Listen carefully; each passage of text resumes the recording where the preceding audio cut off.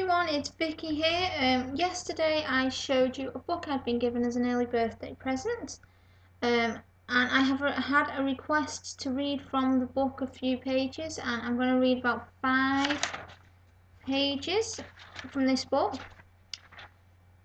Yeah.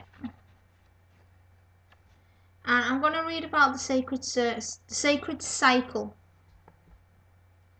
So, this is from this book I've been given as a gift. So bear with me, as I'm dyslexic, my reading is rubbish, so I'm going to read 5 pages from this book, and if you wanted to hear any more, please let me know. So everything I'm reading is from this book, nothing of my opinion, this is all from the book. So, go into a forest, a meadow or garden, anywhere plants grow and die, and insects, birds and animals forage. In any natural environment, death is constantly occurring. Leaves drop to the ground, plants end their lifespan, a butterfly ceases its fluttering and falls, a rabbit lies dead behind a bush. Instantly the process of decay begins. Subtle cues of scent or some unknown sixth sense alerts all the families of creatures that feed on death, from the tiny one-cell bacteria and fungi to the beetles and termites, and on up to the vultures and the coyotes. The earth takes in the dead through 1,000 mouths that reduce each body to its most basic elements. And those elements, in turn, feed the living, nourish the roots of the great trees, and send the vultures winging aloof. As any good gardener knows, it is the process of decay that sustains the fertility of the soil. All growth arises from death. This cycle of birth, growth, death and decay, and regeneration is the basic life-sustaining process on this planet. From the time of the emergence of human beings as a thinking, conscious species, people who have lived embedded in nature have observed these processes in action and have acknowledged our dependency upon them by naming them sacred. They have understood death as a natural part of the cycle of life, and have known not through faith but through direct observation that death is the matrix in which new life is born. For human beings, the death of a leaf at the end of summer, the culling of seedlings, or the salmon's end after spawning is easy to accept as part of the natural cycle, but our own death, or the death of those we love, is not. We feel fear, pain and grief at the thought of our own consciousness coming to an end. Religion, theologians and mystical traditions worldwide have attempted to reconcile us to death. Perhaps the major impulse towards a religion for most people comes from the recognition of our own mortality, from the deep desire to believe in an afterlife, and the wish for comfort from our losses. Now, this book describes the understandings and practices of one of those traditions, the Goddess tradition, as it has evolved over the last 25 years. In this extended community that has grown up around the Reclaiming Collective of San Francisco Bay Area. So basically this book is from America, so this is why it'll give a lot of reference to American things. Our traditions around death arise from our deepest core values and beliefs about life. So we begin this book with some background in our history, practices and theology.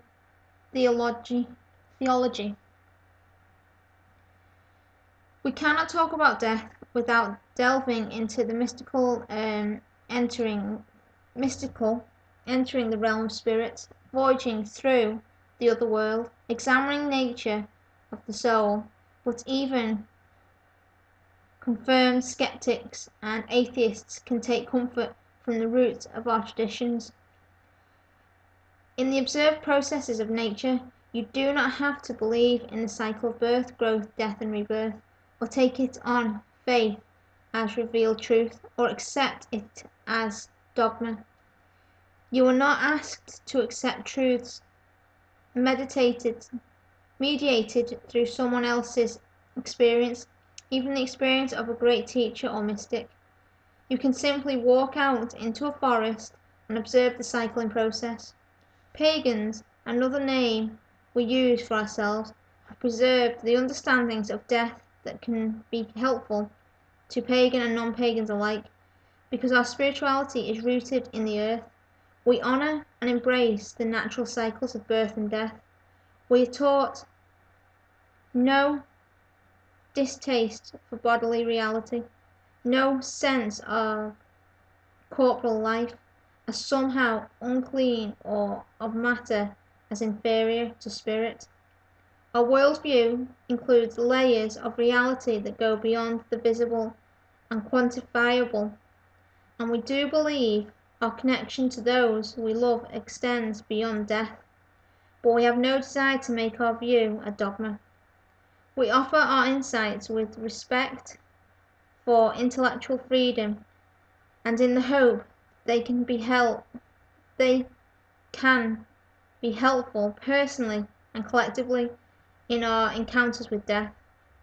Acceptance of death as part of a natural cycle can be a healthy counterbalance to our present day combination of denial and obsession.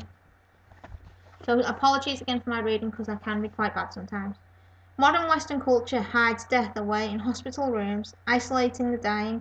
We understand torturous and heroic measures to prolong the last physical signs of life, without considering the whole well-being of the dying person.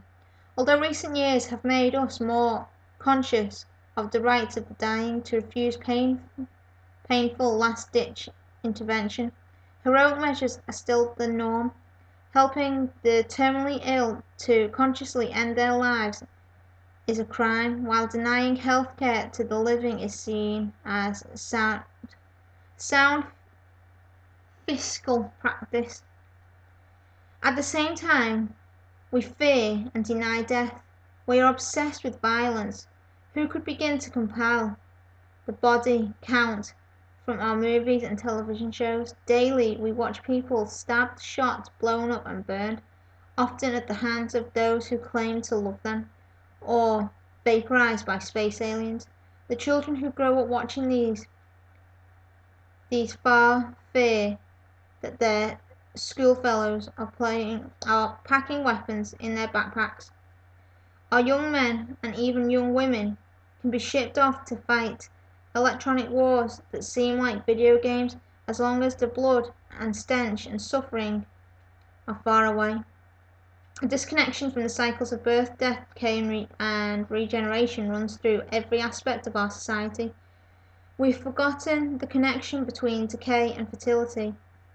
Our agriculture substitutes quick fix fertilizers and composts, mulch and manure, thereby impoverishing the soil and polluting our waters. Our technology creates products with no thought of how they will end their useful life and be returned to the cycle of the elements. We make plastic bags of a nearly eternal substance in order to carry a lettuce on a 20-minute trip from the grocery store to home. We create a whole nuclear industry before we have solved the problem of what to do with the waste. Our landfills are overflowing and toxic waste sits because we behave as if death and decay were anomalies instead of integral parts of every activity. Acceptance of death as part of the cycle of life has both personal and social implications. Imagine if we truly understood that decay is the matrix of fertility, if we designed our products with that truth in mind, as nature does.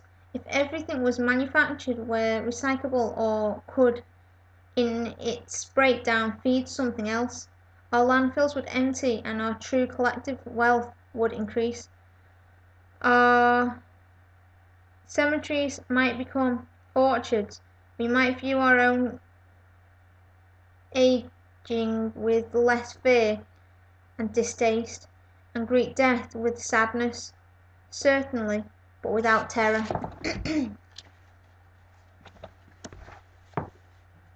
The cycle of birth, growth, death and decay and regeneration is the core of pagan theology.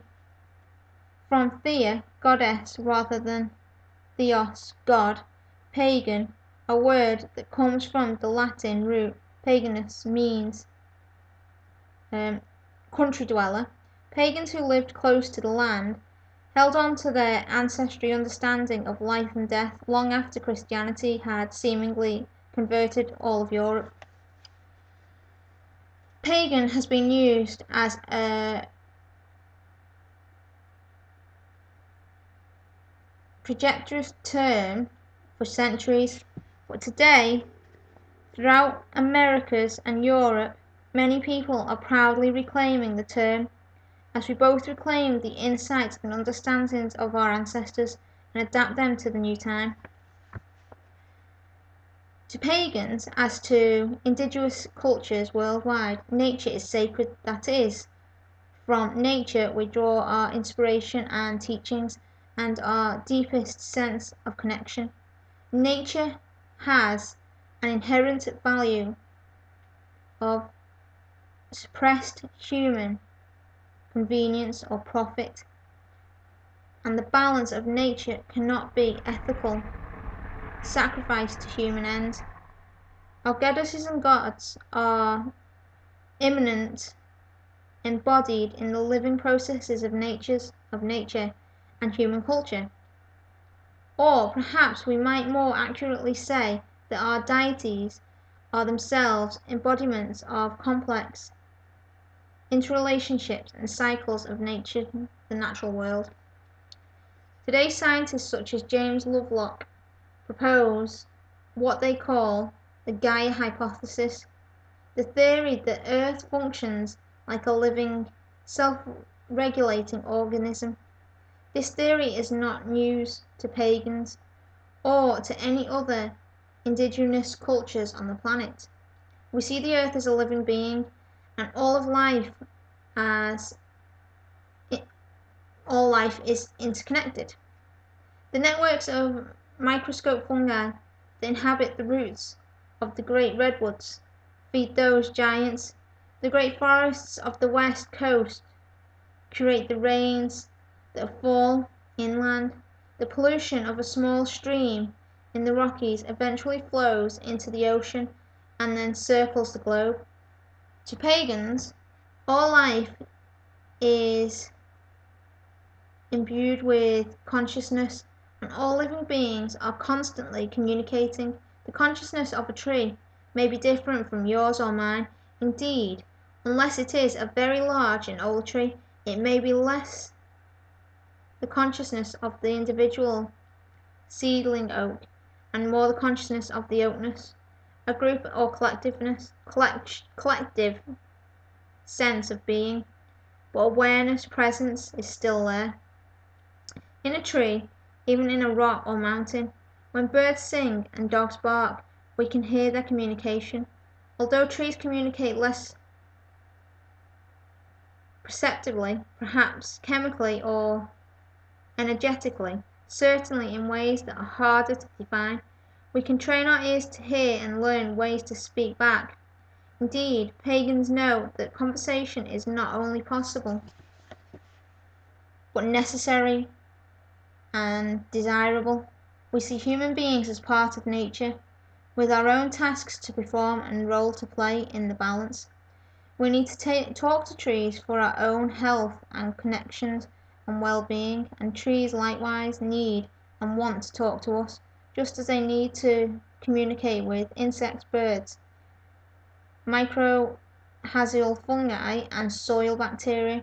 Humans are not the pinnacle and ultimate justification for the universe. nor are we doomed to be a blight on the planet, inevitably destroying what we touch.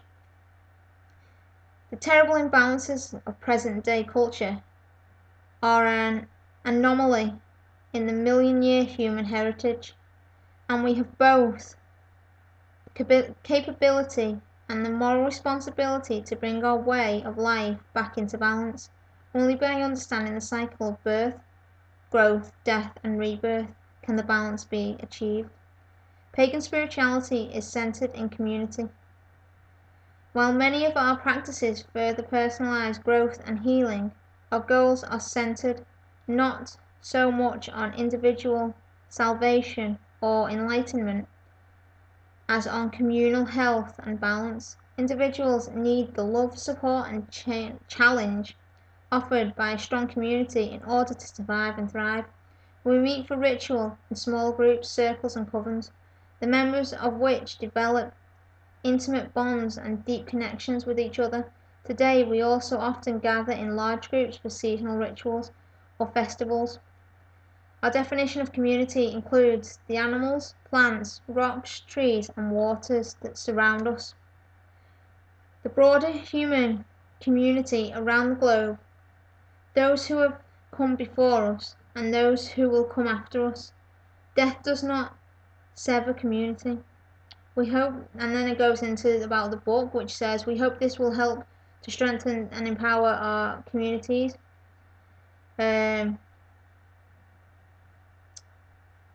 see.